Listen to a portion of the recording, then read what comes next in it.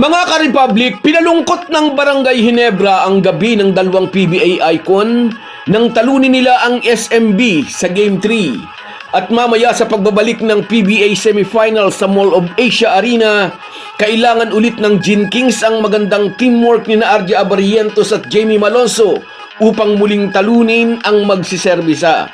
Ngunit hindi magiging madali yan, lalo't inaasahan ni Team Cone na magiging mabuti na ang lagay ni Junmar Fajardo.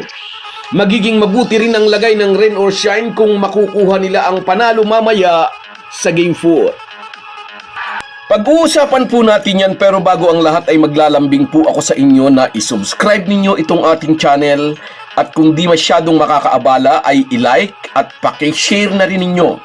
Malaking bagay po yan sa aming mga vlogger. Maraming salamat. Mga ka-Republic, matapos mabawian ng SMB sa Game 2, rumesbak agad ang Ginebra sa Game 3 sa pangunguna ni RJ Abarientos at Jamie Malonzo. Si Jamie Malonzo ang unang nag-init ang opensa para sa Gin Kings, maagang kumonekta ang mga outside shooting nito. Si RJ naman, medyo malamig ang first half, pero sa pagpasok ng second half ay dito na uminit ang kamay ng rookie point guard ng Ginebra. Umalagwa ang lamang ng mga mag-aalak na magsimula ang magandang pasahanin na Malonzo at Abarientos na nagresulta sa sunod-sunod na salaksak ng high-flying forward. Mamaya sa Game 4, tiyak maghahanda si Leo Austria ng defensive scheme para di na maulit ang ratsyada ni Abarientos at Malonzo. Ngunit kung sakali ay hindi iyan masyado magiging problema ng Barangay Ginebra. Hindi lang naman sina Abarientos at Malonzo ang pwedeng pumuntos para sa Gin Kings. Nariyan sina Scottie Thompson at Stephen Holt at huwag kakalimutan, nariyan din si Japit Aguilar. Ang isang concern ng Ginebra ay ang panibagong lakas na ipuprovide ng isang healthier na Junmar Fajardo. Kahapon ay sinabi na natin, ina-anticipate ng Ginebra coach ang mas malusog, mas malakas na Junmar Fajardo. Slight calf injury lang naman ang gumagambala sa movement ni The Kraken. Ayaw lang niya itong pwersahin dahil baka ma-aggravate. Pero sabi nga ni CTC, ang 4 na araw na pahinga ay makakatulong ng malaki para mag-improve ang calf injury ng 8-time MVP. Anticipated ito ng American mentor kaya naghanda na rin sila ng defensive scheme para kay Abay.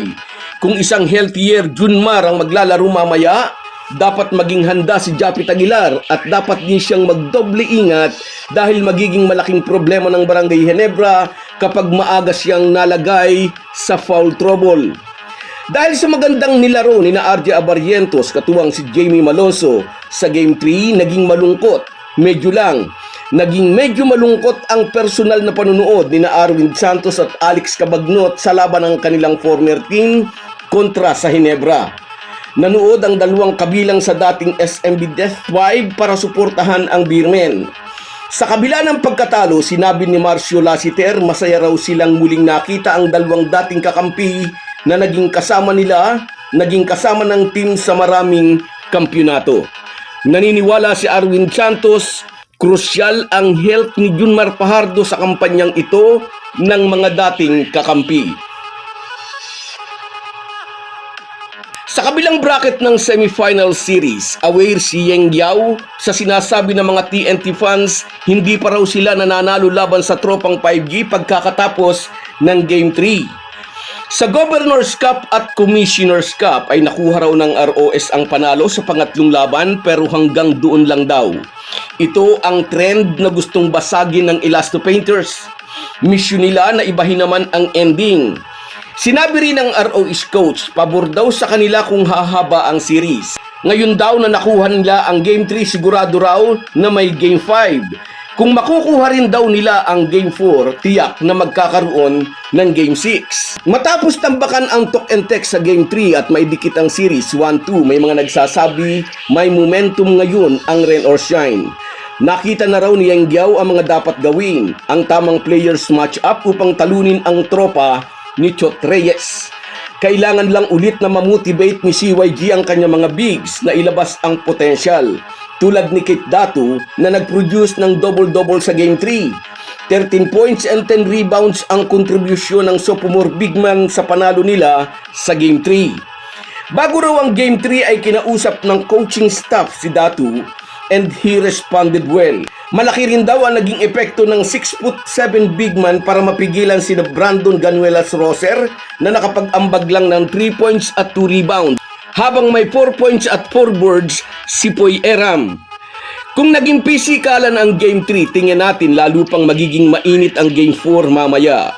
Gustong i-break ng ROS ang trend na sa Game 3 lang daw sila nananalo at ang talk and text naman muling malalagay sa alanganin ng kanilang Grand Slam dream kung madadalawahang sunod sila ng Elasto Painters. Matapos ang mga hard foul ni na Brandon Ganuelas Roser at Glenn Cubuntin, kina Adrian Nucom at Gian Mamuyak respectively na parihong natawagan ng flagrant foul penalty 1, inaasahan natin na mas magiging alisto ngayon ang mga referee. Hindi na afford ni Brandon Ganuelas Roser na muling mabigyan ng suspension dahil kapag nangyari ito, delikado na sila sa Elasto Painters. So guys, yan lang muna. Hanggang sa muli.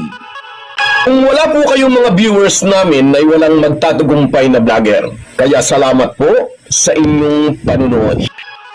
Shoutout sa iyo, LD Nabong. Tama, dapat mabigyan ng suspension pero mukhang wala. Sa iyo rin, shoutout Merson Kabady Vlog. Mula naman dyan sa Oman. Salamat sa suporta kabayan. Ingat ka lagi dyan. Sa iyo rin, Sahara Higia. Good luck sa team natin mamaya. Tama ka, good luck sa Gin Kings. At sa iyo rin, shout out ni Nita42. Yes, good luck sa team natin. Sa iyo rin, Borlagatan Donald mula naman sa Singapore. Shout out sa iyo, kabayan. Sa iyo rin, shout out Rosemary Juan mula dyan sa Bulacan. Maulan na hapon, sabi niya. Sa iyo rin, shout out Jose Rodrigo. Shout out sa iyo, idol. At sa iyo rin, shout out Papa Kiko, good luck sa Game 4. Sabi niya, at sa iyo rin, shout out Mercedes Espeleta. Salamat sa inyong lahat. Kahit gaano po tayo kabisi, ay huwag po nating kalimutan ang ating buhay espiritual. Lagi po tayong magpasalamat sa bawat araw na dagdag sa ating buhay. Malaki po ang maitutulong ng pananalangin araw-araw. Isang paalala po, mula sa inyong Halo Halo Sports Republic.